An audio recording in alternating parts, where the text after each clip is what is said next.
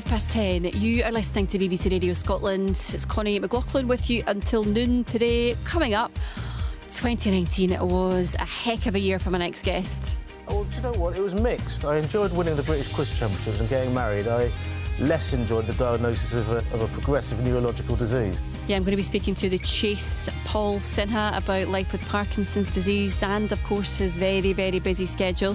And a parent at my daughter's swimming lessons has asked to go for a coffee and a playdate. She's not exactly my cup of tea, but is it rude to say no?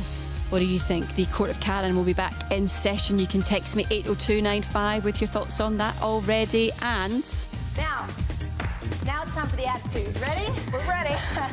Just style up that movement. If you feel like it. The more you use your quadriceps, would you be up for a healthy hen do? We're going to be finding out why they could be on the rise. All the conversations that matter. Mornings on BBC Radio Scotland.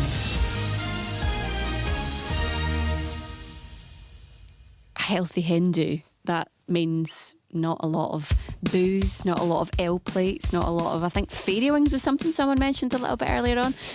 What do you think about that? Is that something that you'd consider if you're thinking about getting married? 80295 is the way to get in touch. Court of Karen is coming up, but we'll be speaking to the Cinnamon after this from Aha. It's Take On Me.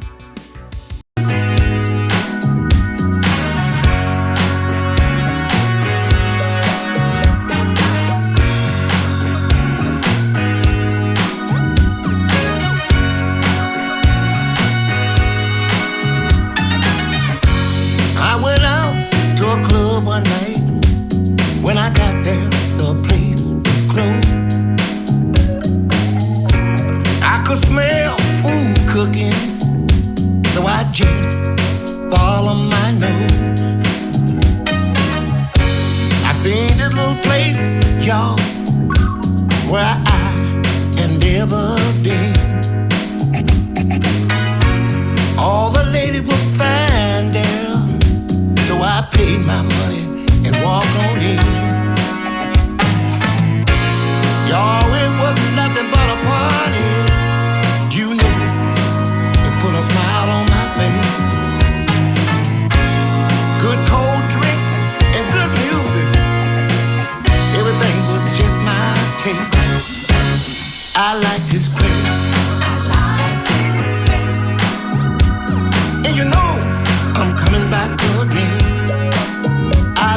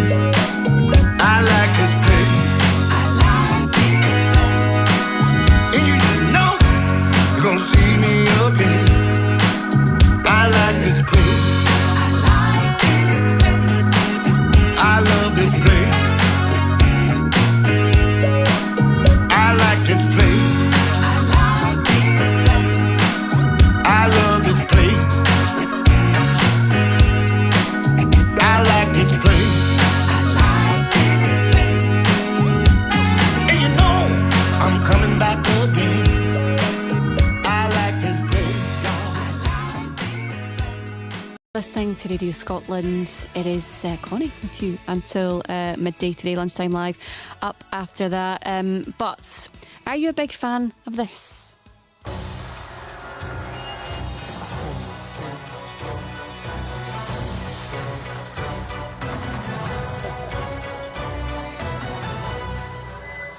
The prospect of that makes beads of sweat appear on the top of my forehead. But it's okay. Thankfully, I'm not going to be going head to head with my next guest. The Chase's very own Sinnerman, Paul Sinha. Morning to you, Paul.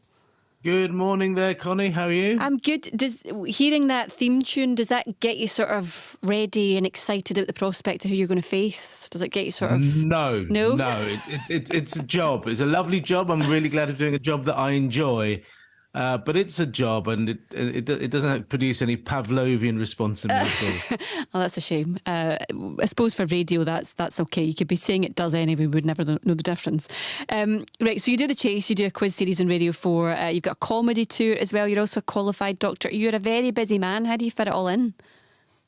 I'm not entirely sure myself. I mean, I'm lucky enough to have a husband that doubles up as a life organizer. Well, that's nice. And I'm lucky enough to have a very, very well-organized agent. Otherwise, I don't know how I'd cope. I'm today. I'm going to the Suffolk coastal town of Aldborough to do a gig. Then tomorrow night, I've got an after-dinner speaking engagement in Nottinghamshire. Friday and Saturday, I'm back at home for the weekend, and it's all go. It's all go. We were hearing a little clip from you earlier, and we've been watching you on social media talking about, in particular, 2019 being a bit of a rubbish year. I think that's fair to say, and a slight understatement. Tell us a little bit about, I guess, the ups and downs of that year. Well, it all started very well. On January the 2nd that year, I got engaged to my then boyfriend Oliver, and we planned a wedding for December.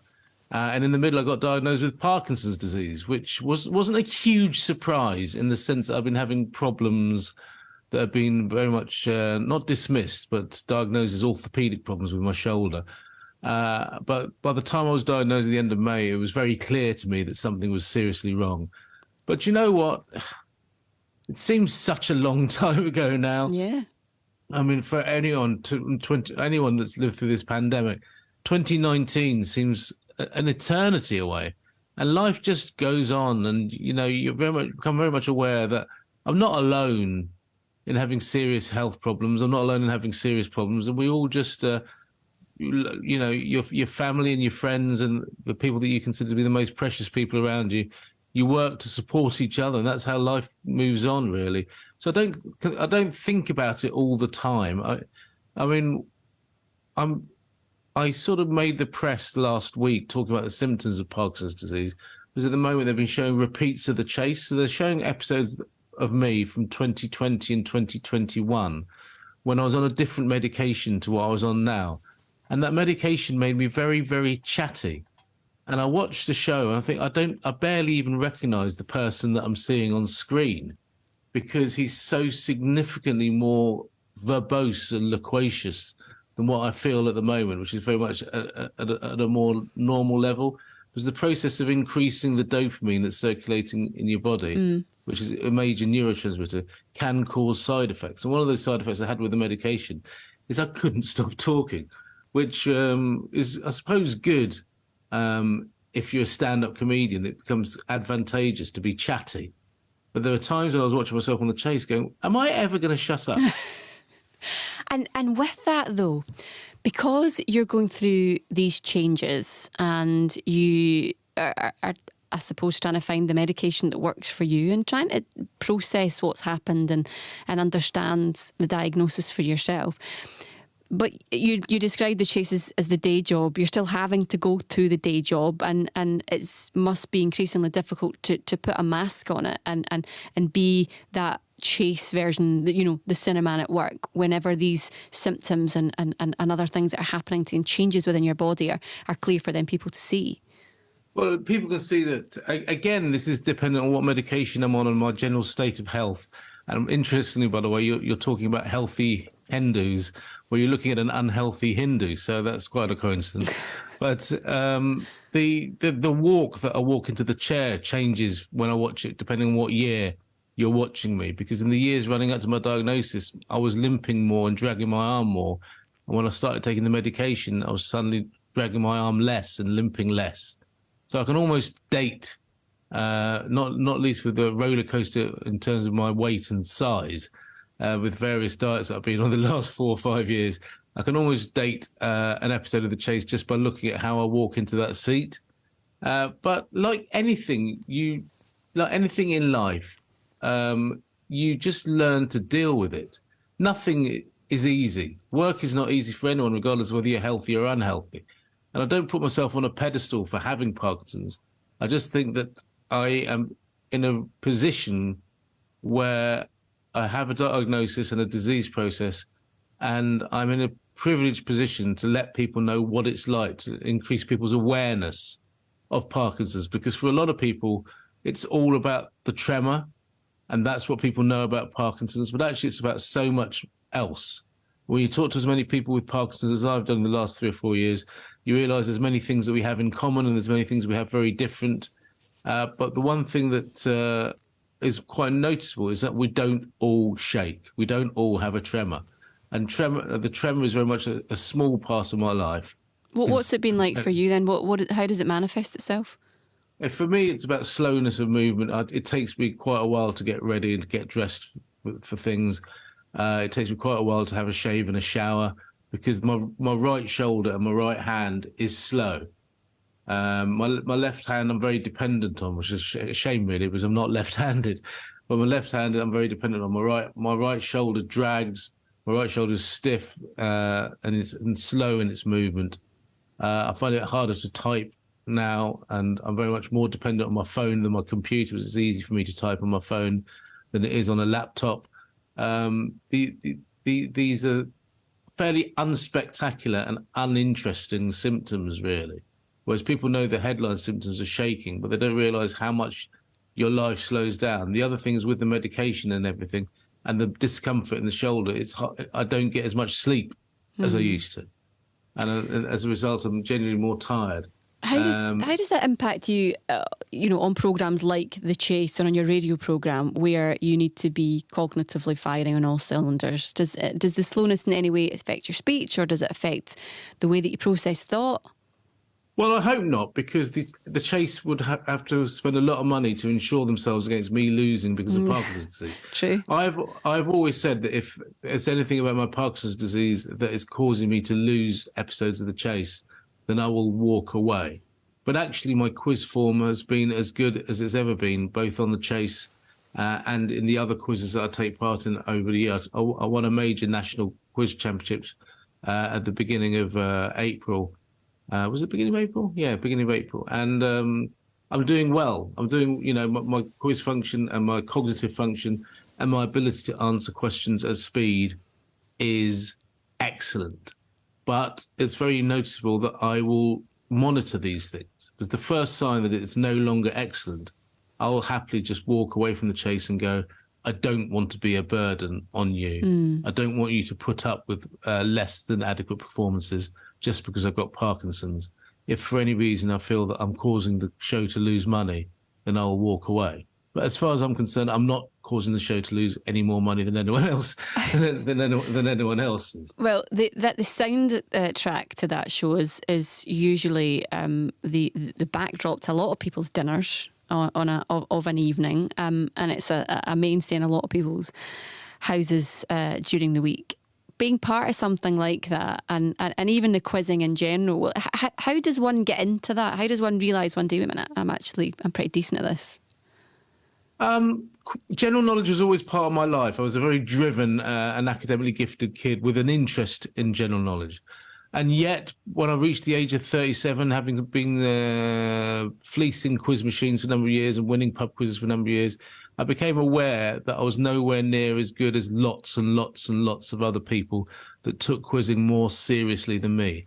And so I decided to enter this shady underworld, if you like, of competitive quiz tournaments that take place every month, or quiz leagues that take place locally all over the country, and got to meet people and find out what they knew. And very competitive and slightly jealous side of you goes, I want to know what they want to know. And I improved very rapidly. Because I started taking quizzing seriously in 2008. Within 3 years, I got the job on The Chase. Wow. So you can imagine the progress I made in those 3 years. In 2009, I took part in the World Quizzing Championships for the first time and came 68th, which wasn't bad. But the following year, I came 31st, which was excellent. So do you think there's hope? For 2 years. There's hope for us all in terms of it's something that you can learn to be better at. I mean, clearly, not everyone is going to end up being a chaser, but you think there's ways that people can, get better at their general knowledge and just like anything, you don't get better unless you work hard. And yes, there's hope for all of us. I mean, my life, such as it is a great example of you never know what's coming next. I was happy being a professional stand-up comedian, but before that, I was a GP, struggling a little to get the motivation to think to myself, this is what I want to be doing for the rest of my life. And suddenly I find myself being a professional touring stand-up comedian, appearing on the radio and occasional telly. And then after that, after 3 years of taking quiz seriously, I land a job on ITV. You never know what's coming next. It's so true. A friend of mine in comedy is Dave Johns, the actor, who was, ambling along as a comedian, and then got the job as Daniel Blake in the Ken Loach film, Daniel Blake, which won the Palme d'Or at the Cannes Film Festival. He went from being a jobbing stand-up comedian to the title star of a film that won the Palme d'Or at the Cannes Film Festival. You never know. No, you just never know what's around the corner. You don't. I'm reading Adam Kay's book right now. Yes, you get a very good mention friend in of that, actually. I was just. Do I? Yes, you do. And the latest which one. book is that? Undoctored.